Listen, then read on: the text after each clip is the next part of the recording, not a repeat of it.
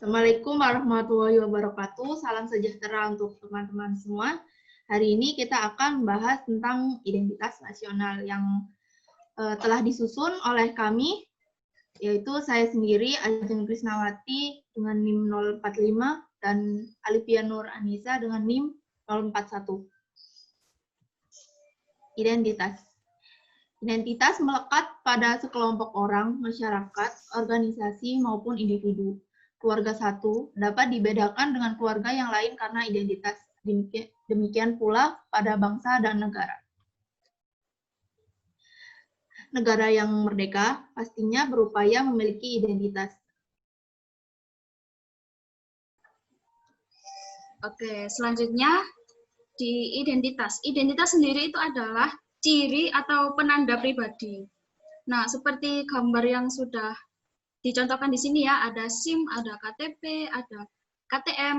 Kalau belum tahu, KTP kartu tanda penduduk, KTM kartu tanda mahasiswa, kartu NPWP, ID card, dan lain-lainnya.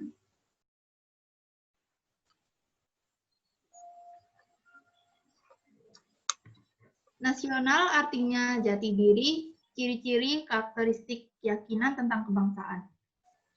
Jadi kalau tadi pengertian identitas dan nasional digabungkan, yaitu identitas nasional adalah jati diri atau ciri khas yang menjadi pembeda suatu bangsa atau negara dengan bangsa yang lain.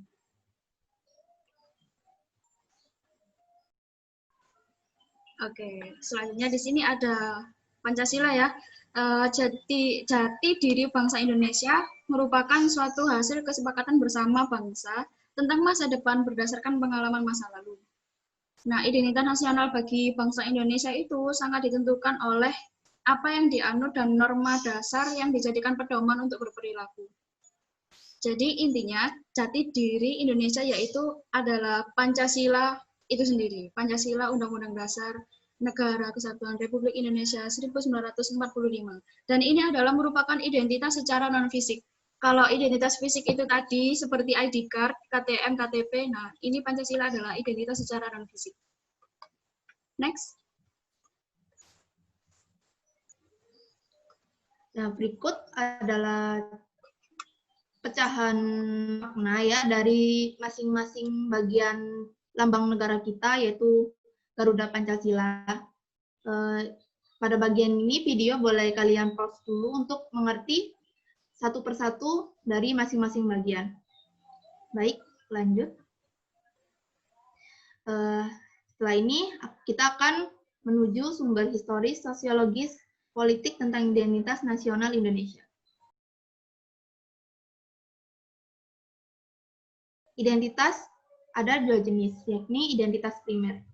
Identitas primer ini, nama lainnya bisa disebut identitas etnis. Identitas etnis ini berhubungan dengan suatu hubungan darah, suatu suku bangsa, atau suatu keluarga. Identitas primer ini identitas yang mengawali terjadinya identitas sekunder. Nah, untuk selanjutnya ini ada jenis yang kedua yaitu identitas sekunder. Identitas sekunder sendiri itu adalah identitas yang dibentuk atau direkonstruksi berdasarkan hasil kesepakatan bersama. Jadi, setelah identitas primer itu bangsa yang merasa terjajah itu memiliki kebersamaan ya, kekeluargaan yang tinggi. Nah, setelah itu mereka merdeka, lalu mereka membuat identitas baru yang dinamakan identitas sekunder. Oke, next. Baik, lanjut.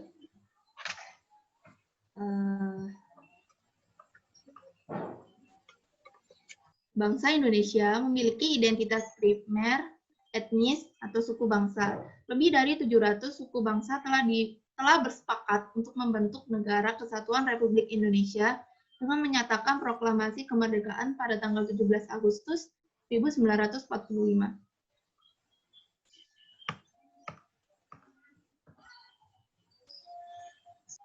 Secara historis, khususnya pada tahap embrionik, identitas nasional Indonesia ditandai ketika munculnya kesadaran rakyat Indonesia sebagai bangsa yang sedang dijajah oleh negara asing di tahun 1908 yang dikenal dengan masa kebangkitan nasional.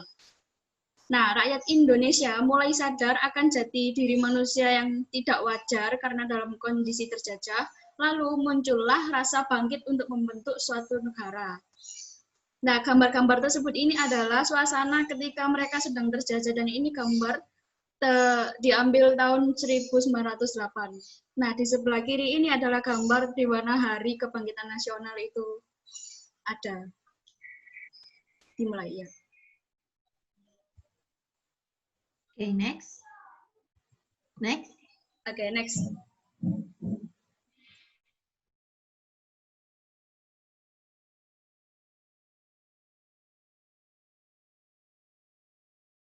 Unsur pendidikan sangat penting bagi pembentukan kebudayaan dan kesadaran akan kebangsaan sebagai identitas nasional.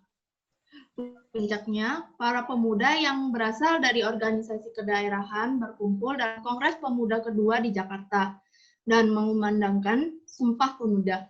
Pada saat itu dinyatakanlah identitas nasional yang lebih tegas bahwa bangsa Indonesia mengaku bertanah air yang satu, tanah air Indonesia, berbangsa yang satu, bangsa Indonesia, dan menjunjung bahasa persatuan bahasa Indonesia.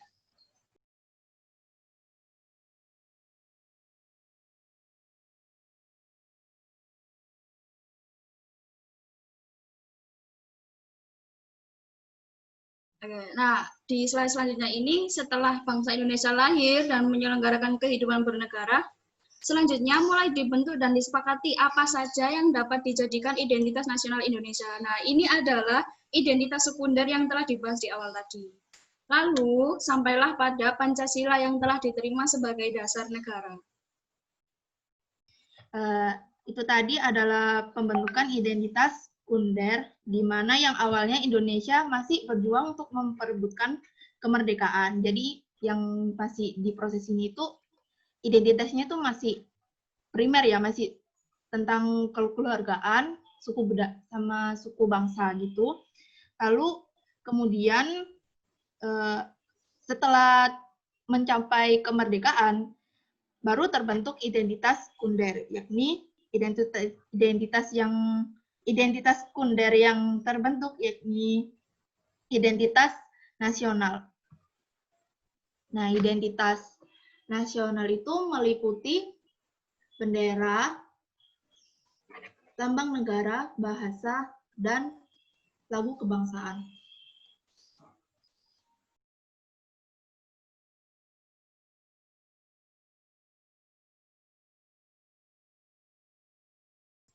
Nah, oke, di slide selanjutnya ini ada bendera negara Sang Saka Merah Putih. Nah, ketentuan tentang bendera negara diatur dalam Undang-Undang Dasar Nomor 24 tahun 2009, mulai pasal 4 sampai pasal 24. Nah, bendera warna merah putih ini dikibarkan pertama kali pada tanggal 17 Agustus 1945. Namun, bendera ini telah ditunjukkan pada peristiwa Sumpah Pemuda di tahun 1928.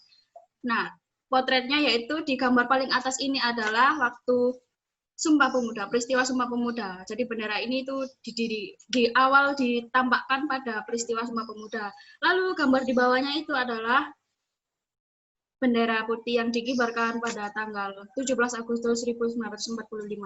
Nah, bendera negara yang dikibarkan pada Proklamasi Kemerdekaan Bangsa Indonesia di tanggal 17 Agustus 1945 ini, ya, dan tepatnya di Jalan Pegangsaan Timur nomor 56, Jakarta, disebut bendera pusaka Sang Saka Merah Putih. Nah, bendera pusaka Sang Saka Merah Putih saat ini disimpan dan dipelihara di Monumen Nasional Jakarta. Dan tampilannya seperti gambar yang paling bawah ini. Iya. Oke, next. Lanjut.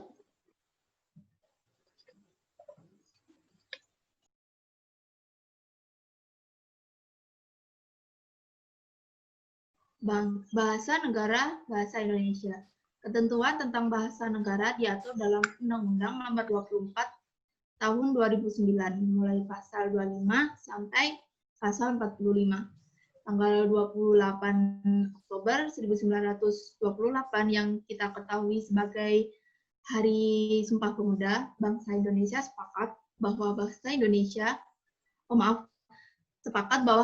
Indonesia merupakan bahasa nasional sekaligus sebagai jati diri dan identitas nasional Indonesia.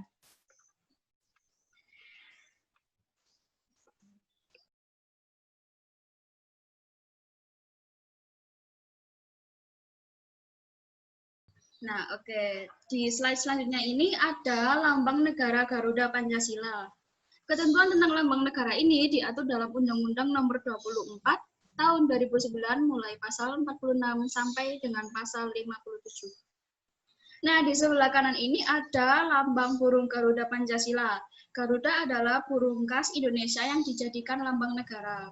Di tengah-tengah perisai burung Garuda terdapat sebuah garis hitam tebal yang menunjukkan atau melambangkan garis khatulistiwa. Ini karena Indonesia berada di tengah-tengah garis khatulistiwa. Nah, pada perisai ini terdapat 5 buah ruangan yang mewujudkan dasar Pancasila, yaitu yang A, dasar ketuhanan Maha Esa. Dilambangkan dengan cahaya di bagian tengah perisai berbentuk bintang yang bersudut 5. Yang kedua, dasar kemanusiaan yang adil dan beradab. Dilambangkan dengan tali rantai bermata bulatan dan persegi di bagian kiri bawah perisai. Nah, yang ketiga, dasar persatuan Indonesia, dilambangkan dengan pohon beringin di bagian kiri atas perisai. Yang keempat, yakni dasar kerakyatan yang dipimpin oleh hikmat kebijaksanaan dalam permusyawaratan atau perwakilan, dilambangkan dengan kepala banteng di bagian kiri atas perisai. Lalu, yang ini ya, lalu yang kelima, yakni dasar keadilan sosial bagi seluruh rakyat Indonesia, dilambangkan dengan kapas dan padi di bagian kiri bawah perisai. Yang ini. Ini kiri ya, maksudnya. Kiri bawah perisai. Dengan demikian, lambang negara Garuda Pancasila mengandung makna simbol sila-sila Pancasila. Dengan kata lain, lambang negara yang dilukiskan dengan seekor burung Garuda merupakan satu kesatuan dengan Pancasila. Artinya, lambang negara tidak dapat dipisahkan dari dasar negara Pancasila. Oke, lanjut.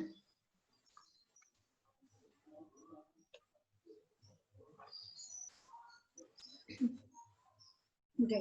Nah, di slide selanjutnya ini ada lagu kebangsaan Indonesia Raya.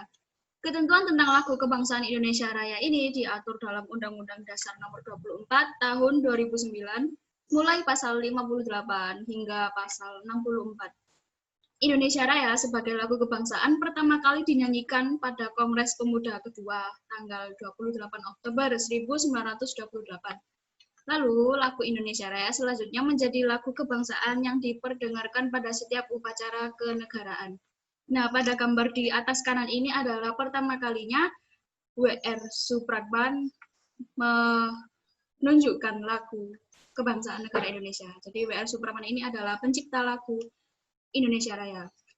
Nah, di sebelah gambar kiri itu adalah upacara kenegaraan ya. Lagu kebangsaan Indonesia Raya dinyanyikan di setiap upacara kenegaraan dan setiap upacara seperti di sekolah biasanya. Nah, pada tahun ini Indonesia juga ikut terserang dampak COVID-19, jadi upacara kenegaraan tahun ini dilaksanakan secara online. Dan beginilah tampilan waktu menyanyikan lagu kebangsaan Indonesia Raya. Oke, next. Next.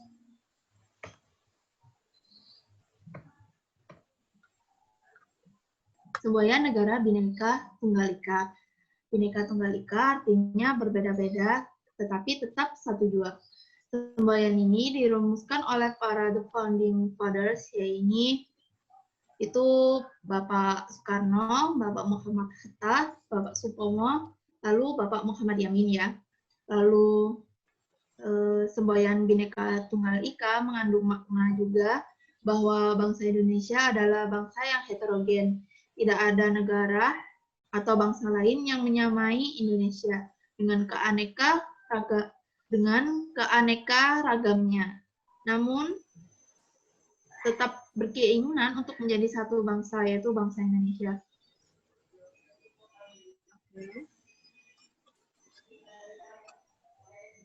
Nah, di slide ini menunjukkan bahwa Negara Kesatuan Republik Indonesia itu memiliki wilayah yang terbentang dari Sabang sampai Merauke dan dari Pulau Miangas sampai Pulau Rote.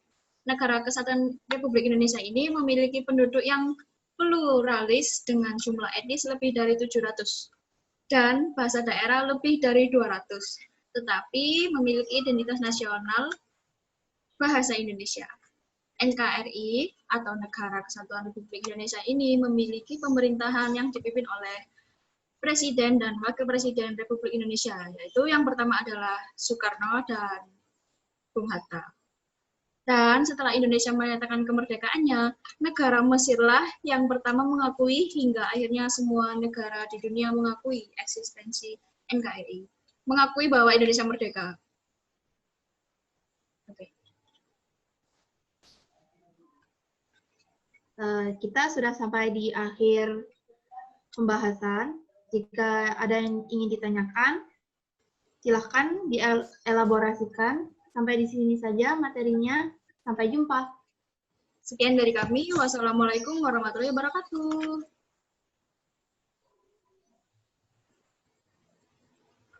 Ajane kene kula apa sih, Rek?